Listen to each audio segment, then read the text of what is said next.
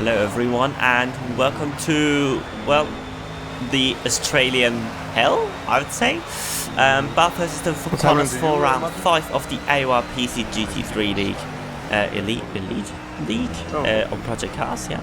And yeah, it's Bathurst. It's maybe one of the trickiest tracks on this in this world, and definitely the trickiest track on this calendar.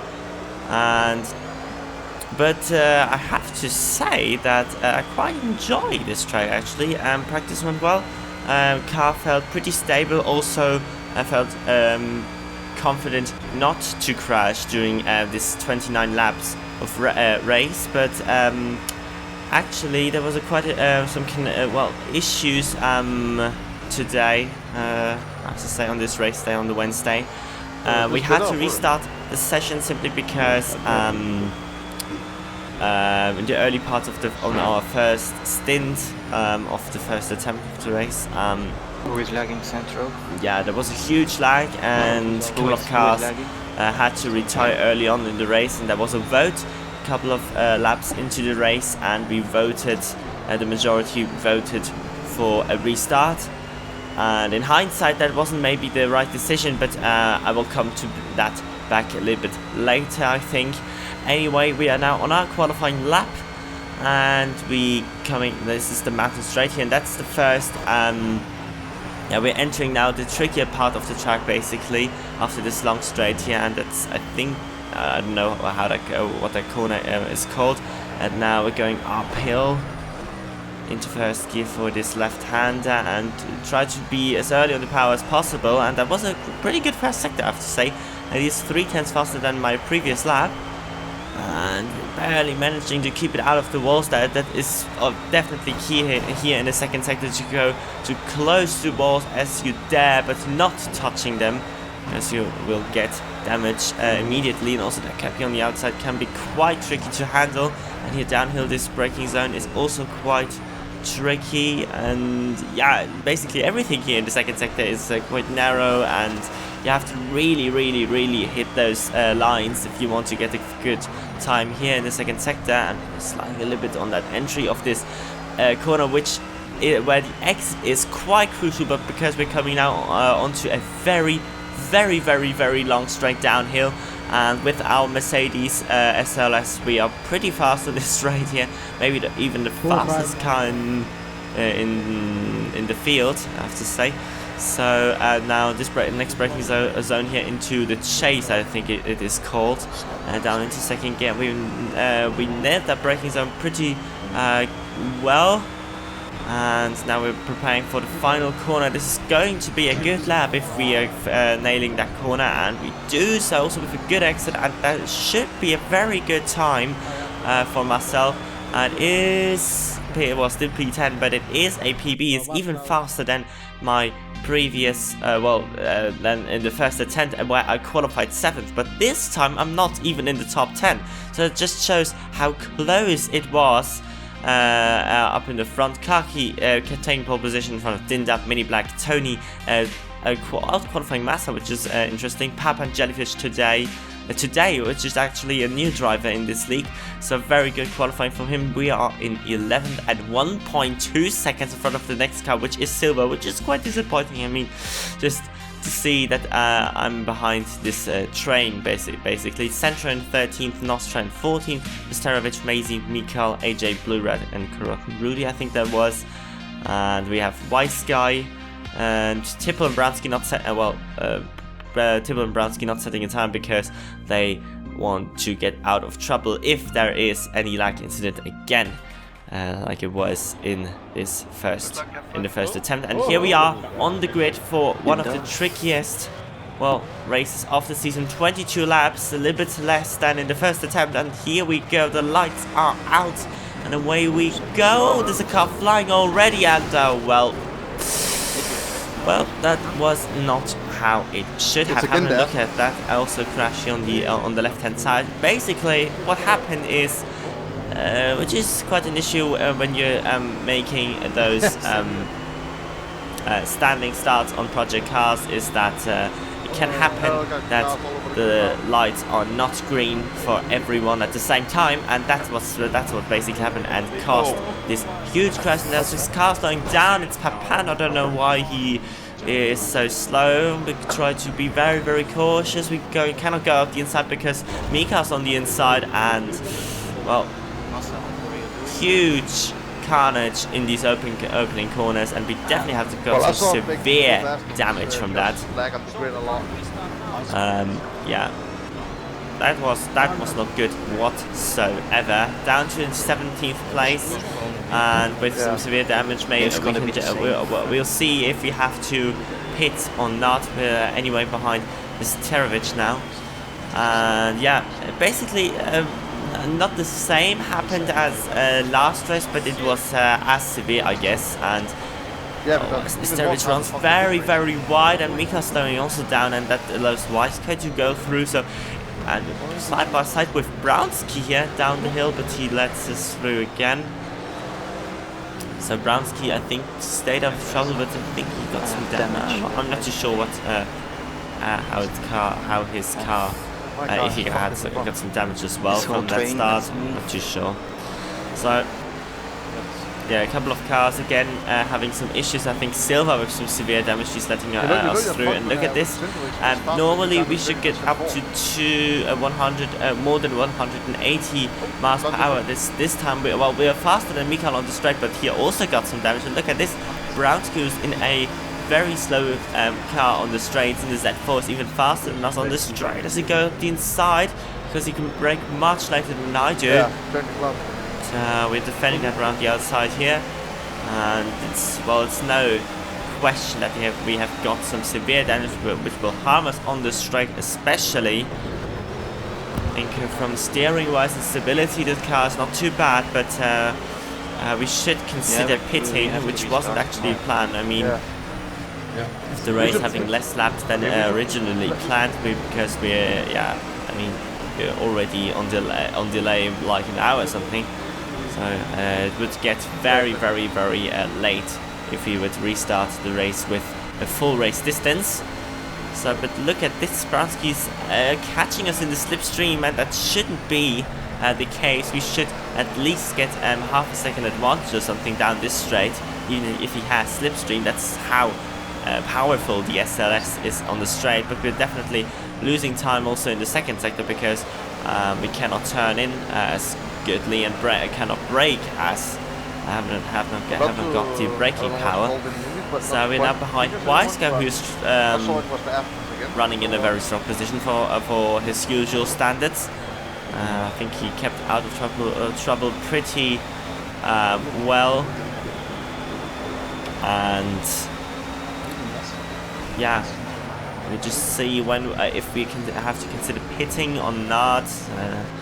It's not going well at the moment, I have to say, after this huge starting incident on the first lap with multiple cars. I think almost half of the cars were involved in the end. And it was also sliding a little bit. Yeah, car doesn't seem to be quite stable here. You can see also quite a train now. And let's see if we can overtake Ycoms. Doesn't seem so well. We're catching him in the slipstream.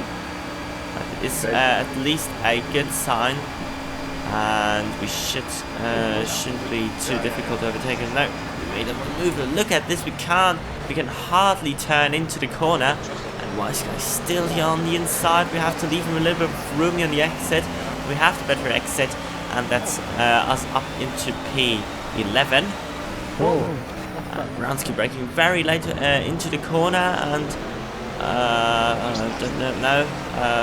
Move on Ycoms isn't quite done yet for him, and there's a car who hits as well. I don't know who that was.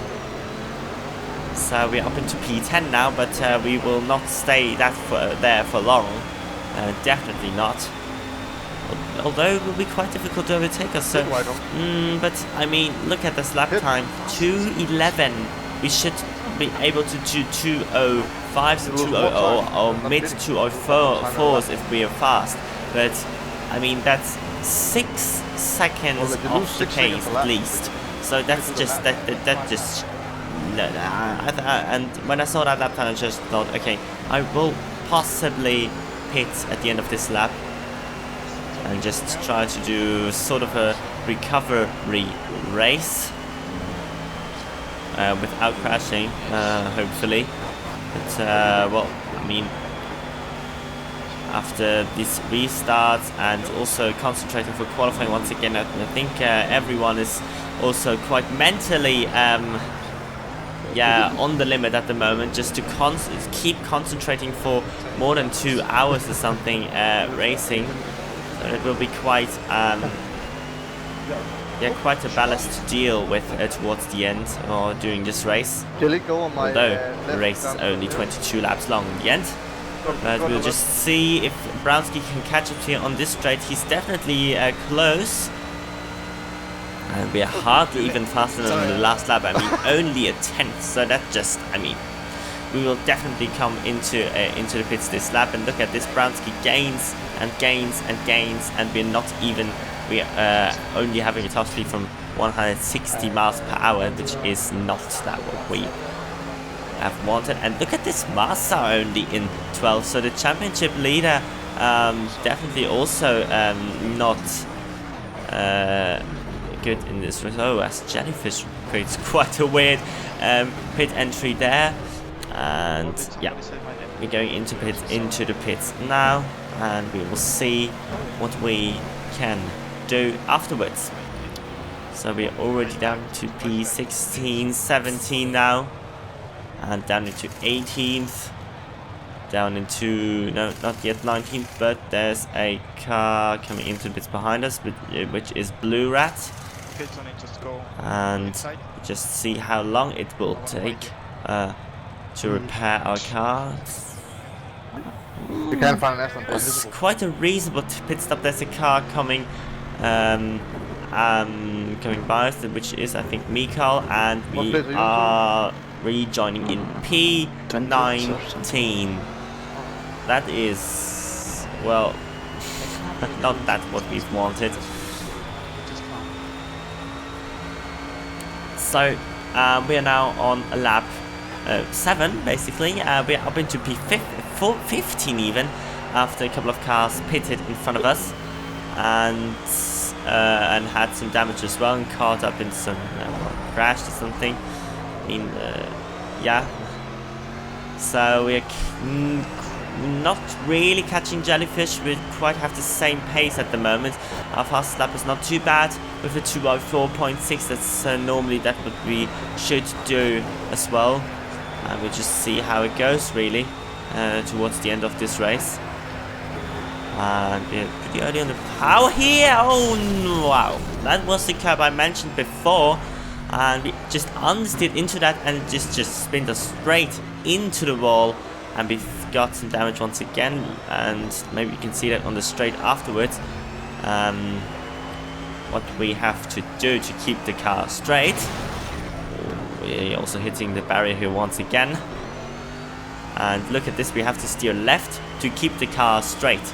So I have to say I haven't made any major mistakes in the social the day before. I haven't crashed, haven't had a severe crash since the Saturday I practiced before, and that just shows how stable our car felt and how comfortable I actually was during this on this track. But well, I think also just lack of concentration, I guess, after this restart.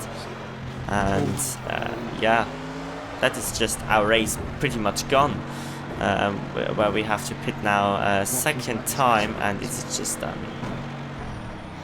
it's not fun to watch it, is it?